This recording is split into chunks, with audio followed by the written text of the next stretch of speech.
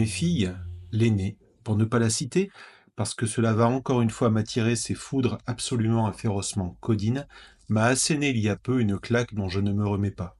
Elle m'a lancé, au sortir d'un vif échange dont nous gardons le secret pour ne pas étaler notre vie sur la place sans réel public de mon lectorat, voire de mon auditoire.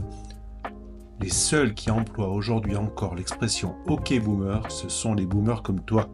Les bras m'en sont tombés, ma mâchoire s'est décrochée, je me suis senti tout retourner, sans dessus-dessous. En un mot, le choc fut rude. À quel moment de ma vie, qui ne fait pas que commencer, je vous le confirme, ai-je perdu le fil de ce qui faisait de votre serviteur dévoué un éternel jeune homme, un ersatz de Dorian Gray, Bobo Kinoé et hyper connecté. J'avais, tout au long des années qui ont passé sur moi comme la brise sur le pourmis achalopé d'une fringante goélette, gardé à l'esprit de ne pas perdre de vue la culture de ceux qui viennent après. Je me suis appliqué à naviguer près de leur cours de récréation pour en voler quelques bribes que je ne manque jamais de placer quand je les côtoie. J'étais un adepte de Sebat quand c'était de mise dans les années 90, voire d'un trop cool un peu plus tard. Le mot fun a longtemps fait partie de mon vocabulaire, c'est vous dire si j'étais à la page. Eussé-je appris que ce n'était point le cas, que j'aurais adapté mon dictionnaire de la street de rechef. La street credibility. C'est ça l'ultime trophée que nous, les vieux jeunes adultes, adultes anciens jeunes, adolescents, enfultes et autres vieux loups de mer tentons d'obtenir chaque année pour rester près du troupeau.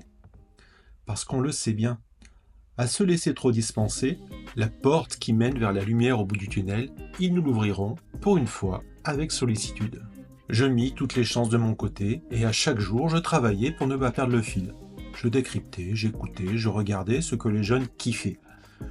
Jusqu'à la lie, sans vomir, je buvais la fontaine de jouvence de la Jones attitude, et pourtant cela ne suffisait pas à me maintenir dans le jeu.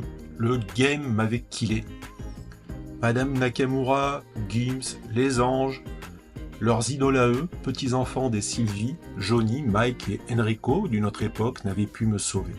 En vérité, ce que me disait l'aîné, c'est que ma vaine tentative d'appropriation culturelle, ridicule et sans doute un peu pitoyable, ne ferait jamais de moi Benjamin Button, et que j'avais beau batailler, la porte était par là, et que merci de bien ne pas partir sans laisser les clés à sa génération.